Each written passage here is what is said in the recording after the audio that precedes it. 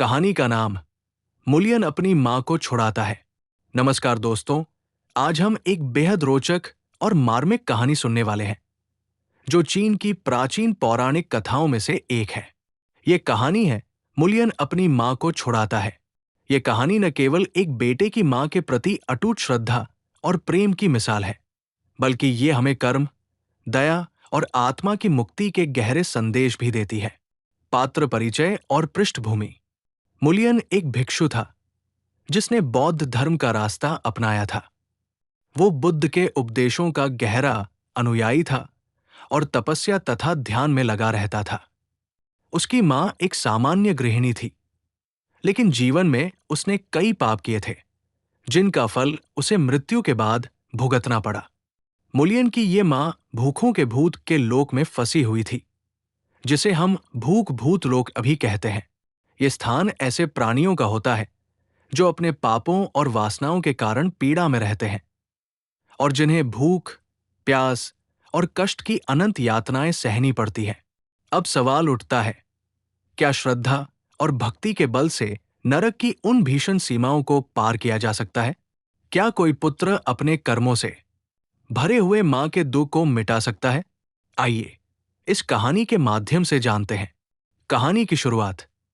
मुलियन ने जब अपनी मां की स्थिति का पता लगाया तो वो अत्यंत व्यथित हो उठा। उसने देखा कि मां भूख से तड़प रही है, परंतु उसे कुछ भी खाने को नहीं मिलता। वो भूख भूत के शाप से जकड़ी हुई थी, जहां भूख कभी शांत नहीं होती। इस लोक की फंसी आत्माओं को कोई भी सांसारिक भोजन या पानी लाभ नहीं पहुंचा सकता। वे केवल अपने पुराने कर्मों के अनुसार दंडित होती हैं। मुलियन ने ठाना कि वो अपनी मां को इस पीड़ा से मुक्त करेगा। उसने बुद्ध और अन्य बौद्ध भिक्षुओं से मदद मांगी। उसने बुद्ध के उपदेशों को समझते हुए ध्यान किया, तपस्या की और अच्छा कर्म किया ताकि उसका पुण्य उसकी मां को लाभ पहुंचाए। लेकिन यहां एक बड़ा सवाल था, क्या एक व्यक्ति का पुण्य किसी अन्य की पीड़ा को दूर कर सकता है? संघर्ष और पीड़ा, भूख भूत लोक की यातनाएं इतनी भयानक थी कि वहां कोई भी सांसारिक वस्तु काम नहीं आती। मुलियन ने देखा कि केवल दया और सहानुभूति ही इस पीड़ा को कम कर सकती है। इसलिए उसने अपनी तपस्या और भक्ति को और भी गहरा किया। उसने बुद्ध और देवताओं के सम्मुख प्रार्थना की कि वे उसकी मां को इस नरक से मुक्ति दें। कहानी का मोड़।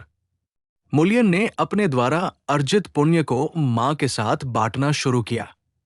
ये एक अनूठी बात थी कि किसी का अच्छा कर्म दूसरे के लिए भी फल प्रदान कर सकता है।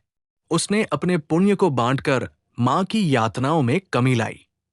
धीरे धीरे उसकी मां की पीड़ा कम होने लगी और वो नरक के दुष्ट चक्र से बाहर निकलने लगी। यहां हमें यह समझना होगा कि ये कहानी केवल कल्पना नहीं, बल्कि एक गहरा आध्यात्मिक संदेश देती है। ये बताती है कि दया और सहानुभूति का बल इतना महान होता है कि वह दूसरों के कर्मों के बोझ को भी हल्का कर सकता है। कहानी का संदेश और वास्तविक जीवन में महत्व। ये कहानी हमें ये सिखाती है कि प्रेम और करुणा से बड़ा कोई धर्म नहीं। मुलियन की भक्ति ने उसे वो शक्ति दी जिससे वो अपने मां के भयानक कर्मों के फल को कम कर सका। इससे हमें ये सीख मिलती है कि हमें अपने परिवार और समाज के प्रति दयालु और सहानुभूतिपूर्ण रहना चाहिए। यदि हम दूसरों के दुखों को समझें और उनके लिए अच्छा करें, तो हमारा पुण्य भी बढ़ता है और हम अपने और दूसरों के जीवन को बेहतर बना सकते हैं। वास्तविक जीवन में भी यदि हम अपने बुजुर्गों, माता पिता या किसी भी जरूरतमंद की सेवा करते हैं, तो ये हमारे कर्मों को शुद्ध करता है। ये सेवा और प्रेम हमारे जीवन में सुख और शांति लाता है। अंत में एक सवाल आपके लिए, क्या आपकी श्रद्धा इतनी प्रबल है कि वो किसी नरक की सीमा भी पार कर सके?